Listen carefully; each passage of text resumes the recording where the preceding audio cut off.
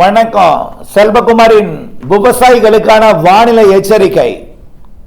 அதிகாரப்பூர்வ வானிலை அறிக்கைக்கு இந்திய வானிலை ஆராய்ச்சித்துறை அறிக்கையை பார்க்கவும். 2026 ஜனவரி 7 புதன்கிழமை அதிகாலை நிலவர வானிலை பதிவு. விவசாயிகள், உப்பளப் பணிகள் மற்றும் அனைத்து பொது பணிகள் அனைத்திற்குமான வானிலை முன்னறிவிப்பு இது. வரக்கூடிய 9ஆம் தேதியில் மழை பொழிவை தொடக்க இருக்கக்கூடிய தீவிர தாழ்வு பகுதி வட இலங்கை மற்றும் தமிழ்நாடு நெருங்கி, தமிழ்நாடு மற்றும் அதாவது இந்தியா இலங்கை இடைப்பட்ட பாக்ஜலசந்தி வழியாக மன்னார் வளைகுடா வழியாக குமரிக்கடல் மற்றும் மாலத்தீவு பகுதியை நோக்கி நகர இருக்கிறது. இதன் காரணமாக வரக்கூடிய 9ஆம் தேதி தொடங்கும் மழை 13ஆம் தேதி வரை தமிழ்நாட்டுக்கு இருக்கும். இதுல 9, 10, 11, 12 ஆகிய நாட்கள் கனமழை பொழிவு நாட்களாக தெரிகிறது. 13ஆம் தேதி தென் மாவட்டங்களுக்கு மட்டும், 14ஆம் தேதி தென் மாவட்டங்களில் தூறல் நனைக்கும் மழை மட்டும், 15ஆம் தேதி மழை வாய்ப்பு இருக்காது. பொங்கல் அன்றைக்கு 15, 16, 17 மழை வாய்ப்பு இல்லை. ஆனால் பொங்கலுக்கு முன் போகி பண்டிகை வரைக்கும் தென் மாவட்டங்களுக்கு மழையும் தூறலும், தென் மாவட்டங்கள் போகி பண்டிகை அன்னைக்கு தூறலும், அதற்கு முதல் நாள் வரைக்கும் மழையும். 9ஆம் தேதி வெள்ளிக்கிழமை டெல்டா மாவட்டங்கள் மற்றும் வடகடலோரம் தொடங்கி படிப்படியாக வட உள் மாவட்டங்கள் மற்றும் தென் கடலோரம், தென் உள் பகுதிகள் மற்றும் அனைத்து மேற்கு மாவட்டங்கள், தென் மாவட்டங்கள், மேற்கு தொடர்ச்சி மலை மாவட்டங்கள், கேரளா, அதனை ஒட்டி தமிழ்நாடு ஒட்டி உள்ள கர்நாடகா, தமிழ்நாடு ஒட்டி உள்ள ஆந்திர பிரதேசம் வரைக்கும் நல்ல மழைப்பொழிவு கொடுக்க போகிறது. இந்த நிகழ்வு தற்பொழுது தாழ்வு பகுதியாக நீடிக்கிறது. இன்றைக்கு தீவிர தாழ்வு பகுதியாக உருவெடுக்க இருக்கிறது. தீவிர தாழ்வு பகுதியாகவே இலங்கை நெருங்கும். இலங்கை நெருங்கி தமிழ்நாடு நெருங்கும் பொழுது அது தாழ்வு பகுதியாக செயலிழக்கும். தாழ்வு பகுதியாகவே மன்னார் வளைகுடாவில் பயணிக்கும். பிறகு காற்று சுழற்சியாக குமரிக்கடல்ல மேற்கு நோக்கி பயணிக்கும். குமரிக்கடல்ல தென்மேற்கு நோக்கி மாலத்தீவு பகுதியை நோக்கி பயணிக்கும். ஓகேயா? நிலநடுக்கோட்டை இந்திய பெருங்கடல் நோக்கி பயணிக்கும். ரைட். இதனால என்ன விவசாயிகளுக்கு அச்சுறுத்தல்னா, விவசாயிகள் யாருமே வானிலை அறிக்கை கேட்கவே இல்லை. நான் நேரடியாக நேற்று அனுபவப்பட்டேன். நிலக்கடலை போட்டுட்டு இருக்காங்க. மழை வரப்போகுது. வரக்கூடிய வெள்ளிக்கிழமை இன்னும் 3 நாள் தானே இருக்கு. நேற்றைக்கு சொன்னது நான் 3 நாள், இன்னைக்குன்னா 2 நாள் தான் இருக்கு. இன்னைக்கு புதன், நாளைக்கு வியாழன், நாளை மறுநாள் வெள்ளிக்கிழமை. 2 நாள் தானே இடையில இருக்கு. இன்னும் இடையில 1 நாள் தான் இருக்கு இன்னையை பொறுத்த வரைக்கும். இன்றைக்கு மாலையோட முடிஞ்சிருச்சு இன்றைய நாள். நாளை வியாழக்கிழமை, அடுத்த நாள் மழை. ஆக டெல்டா மாவட்டங்களில் இன்னும் 2 நாளில் வெள்ளிக்கிழமை மழை வரப்போகிறது. நிலக்கடலை விதைக்குகிறது என்று கேட்டால் பார்ப்போம், மழையா பெய்ய போது பார்த்துக்கலாம் அப்படின்னு போட்டுட்டு இருக்காங்க. ஆனால் நாம் யாரிடமும் நான் அறிமுகப்படுத்திக் கொள்ளவில்லை. பனி பெய்கிறது. ஆமாம், மழை வரப்போகுது. மார்கழி மாதத்தில் மழையா? மார்கழியில் மழையெல்லாம் பெய்யாது, பார்த்துக்கலாம், இப்படியே போனால் தள்ளிக்கிட்டே போகுது அப்படின்னு சொல்லி போகிறாங்க. நான் ஏற்கனவே சொன்னேன், கடந்த ஒரு 10 நாள் இடைவெளி கிடைச்சிச்சு ஒரு நாள். அப்போது முன்கூட்டியே அந்த 10 நாள் இடைவெளியை சொன்னேன். அப்போயே போட்டிருக்கலாம். அப்போ போட்டிருந்தா கூட அடுத்து வந்த மழை லேசான மழையாக பெய்தது. அது முளைப்புக்கு சாதகமாக இருந்திருக்கும், ஈரத்தன்மை கொடுத்துருக்கோம். ஆனால் இப்பொழுது பெய்யக்கூடிய மழை, வரப்போகிற மழை நீர் தேங்கும் மழை. அது மேடாக இருந்தாலும் அந்த மேட்டில் கூட நீர் தேங்கும். சாலையில் நீர் தேங்குது, வயல் மேட்டில் கண்டிப்பாக நீர் தேங்கும். சாலை ஓரத்தில் நீர் தேங்கிறது கூட கடினமான ஒரு நிலப்பகுதி நீங்கள் நினைக்கலாம். ஆனால் கடலை, அதாவது நிலக்கடலை விதைக்கப்பட்டிருக்கக்கூடிய பகுதி வயல்களில் நீர் தேங்கினால் கண்டிப்பாக முளைப்பு திறன் பாதிப்பை ஏற்படுத்தும். சரி, நிலக்கடலைக்கு இப்படி. அடுத்தபடியாக டெல்டா மாவட்டங்களுக்கு தாங்க மழை கனமாக இருக்குது. அதுக்கு தானே சொல்லிட்டு இருக்கேன்.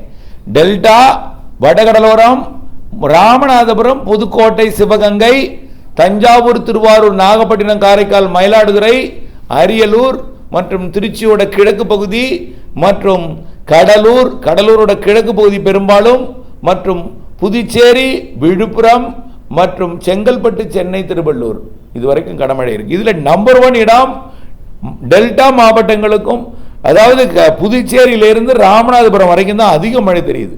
ஆக இந்த இடத்துல கண்டிப்பாக வயல்களில் தண்ணி தேங்கும். சரி, இது ஒன்று. அடுத்தபடியா பார்த்தீங்கன்னா அறுவடைக்கே தயாராயிடுச்சு நெல் தானியம், அறுவடை செய்யலாம். வெள்ளிக்கிழமை மழை வரப்போகுது, அறுவடைக்கான ஏற்பாடு எதுவுமே செய்யல. அறுவடை எந்திரத்தையே ஊர்லயே காணும். பொங்கல் முடிந்துதான் வருவார்கள் என்று நினைக்கிறேன்.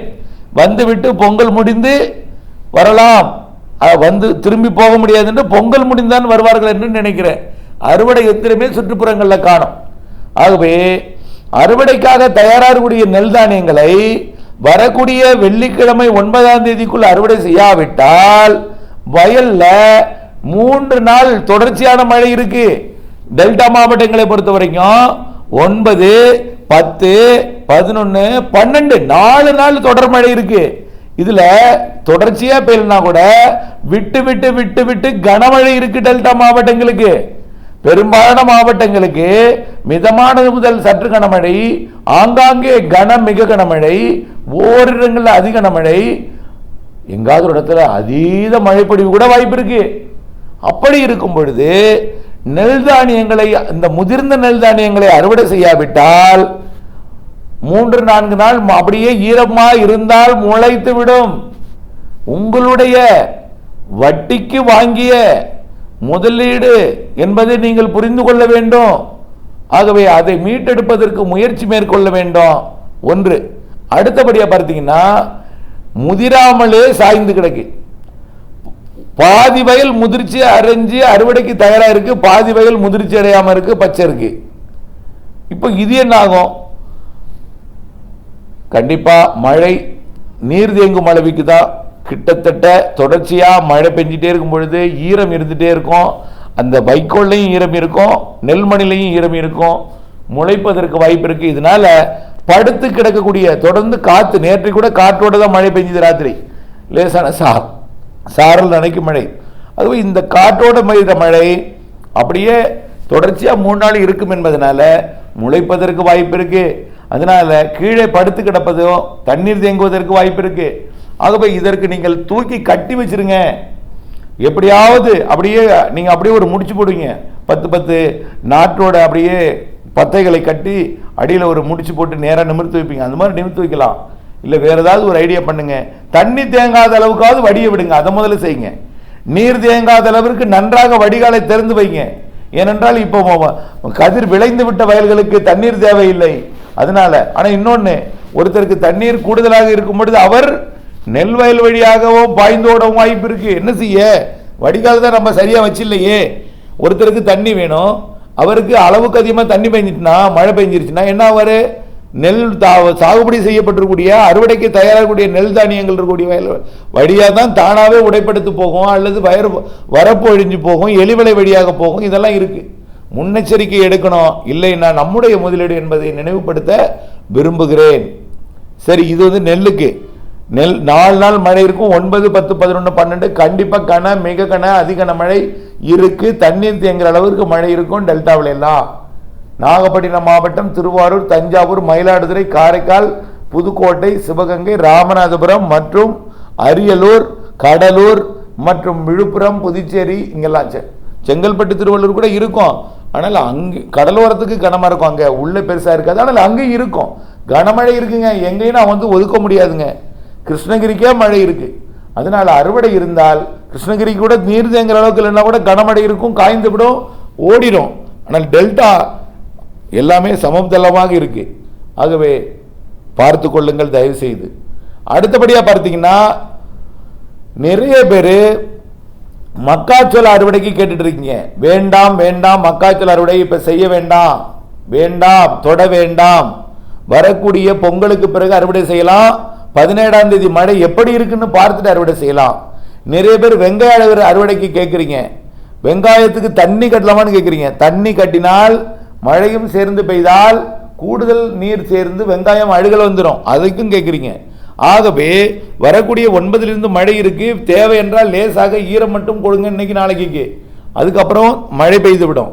அதுக்கப்புறம் பார்த்தீங்கன்னா பனிக்கடலை விவசாயிகள் அச்சப்படுறீங்க. அதுக்காக அச்சமோ பீதியை கொள்ள வேண்டாம், பார்ப்போம், பொறுத்திருங்கள். நான் அதற்கு எதுவும் சொல்ல விரும்பல. ஒரு விவசாயிக்கு நன்மைன்னா ஒரு விவசாயிக்கு கொஞ்சம் இடைஞ்சலும் கொடுக்கு. ஆனால் நன்மைக்கே எல்லாம் நன்மைக்கே என்று இருங்கள் தயவு செய்து. அதே போல கொத்தமல்லி விதைப்புக்கு ஒருத்தர் கேட்டிருக்கீங்க, கொத்தமல்லி விதைக்கலாமான்னு. எப்படி விதைக்க முடியும்? கொத்தமல்லி விதைத்தால் என்ன ஆகும்? முளைப்பு ஒரு 2 துளி 1 துளி விழுந்தாலே அந்த முளைப்பு ஒடிஞ்சிடும். கொத்தமல்லி விதைப்பு இப்ப முடியாது. பொங்கல் வரை கொத்தமல்லி விதைப்பையும் ஒத்தி வையுங்கள். கொத்தமல்லி எங்கிருந்து கேட்டிருக்கீங்கன்னா குண்டடத்திலிருந்து கேட்டிருக்கீங்க கொத்தமல்லி விதைப்புக்கு. அதே போல நிறைய விவசாயிகள் அவருடைய அதே போல செங்கல் சூளை பணியை தொடக்கலாமா? வேண்டாம், ஜனவரி 26க்கு அப்புறம் தொடக்குங்க. உப்பள பணியை தொடக்கலாமான்னு கேட்காமலே நிறைய பேர் தொடங்கிட்டீங்க. வேலையை பார்த்துட்டு இருக்கிறது நான் நன்றாக அறிய முடிகிறது. ஆனால் இந்த மழை முதல்ல வேதாரண்ய உப்பு பாத்தியா தான் நிரப்போம். உங்களுக்கு புரியாது, பாருங்க. உங்களுடைய தயார் செய்து வைத்திருக்கக்கூடிய உப்பளத்தை மூழ்கடிக்கும். நான் அப்பவே சொல்லிட்டேன், ஜனவரி 26 வரை மழை இருக்கு, ஜனவரியில் மழை இருக்குன்னு சொன்னேன். இப்ப தேவையில்லாமல் உங்களுடைய கைப்பணத்தை செலவு செய்து கொண்டிருக்கிறீர்கள். கண்டிப்பா மழை வந்தால் செய்த செலவு அர்த்தம் வீணே ஆகிவிடும். என்னிடம் நேரடியாக கேட்டவர்களுக்கு, கைபேசியில் கேட்டவங்களுக்கு அப்பவே சொல்லிட்டேன், பண்ண வேண்டாம், ஜனவரி 26 வரைக்கும் தொட வேண்டாம், அதுக்கப்புறம் மழையெல்லாம் முடிந்த பிறகு சரி செய்து கொள்ளலாம் என்று சொன்னோம். இப்ப சரி செய்து கொண்டிருக்கிறீர்கள். பாருங்கள், 9லிருந்து 13ஆம் தேதி வரை பெய்யக்கூடிய மழை உப்பளங்களை நிரப்பும்.